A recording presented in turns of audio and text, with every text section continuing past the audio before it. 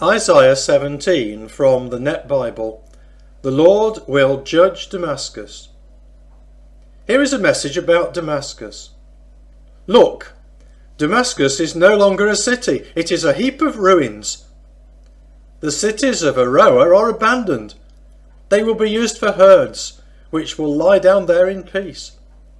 Fortified cities will disappear from Ephraim, and Damascus will lose its kingdom. These survivors in Syria will end up like the Splendor of the Israelites, says the Lord, who commands armies. At that time, Jacob's splendour will be greatly diminished, and he will become skin and bones. It will be as when one gathers the grain harvest and his hand gleans the ear of grain. It will be like one gathering the ears of grain in the valley of Rephaim. There will be some left behind, like when an olive tree is beaten. 2 or 3 ripe olives remain toward the very top, 4 or 5 on its fruitful branches, says the Lord God of Israel. At that time, men will trust in their Creator. They will depend on the Holy One of Israel. They will no longer trust in the altars their hands made, or depend on the Asherah poles and incense altars their fingers made. At that time, their fortified cities will be like the abandoned summits of the Amorites, which they abandoned because of the Israelites. There will be desolation.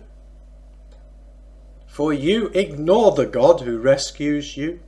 You pay no attention to your strong protector. So this is what happens.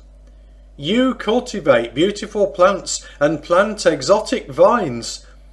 The day you begin cultivating, you do what you can to make it grow. The morning you begin planting, you do what you can to make it sprout. Yet the harvest will disappear in the day of disease and incurable pain. The many nations massing together are as good as dead. Those who make a commotion as loud as the roaring of the sea's waves. The people making such an uproar are as good as dead. Those who make an uproar as loud as the roaring of powerful waves. Though these people make an uproar as loud as the roaring of powerful waves, when he shouts at them, they will flee to a distant land, driven before the wind, like dead weeds on the hills, or like dead thistles before a strong gale. In the evening, there is sudden terror. By morning, they vanish.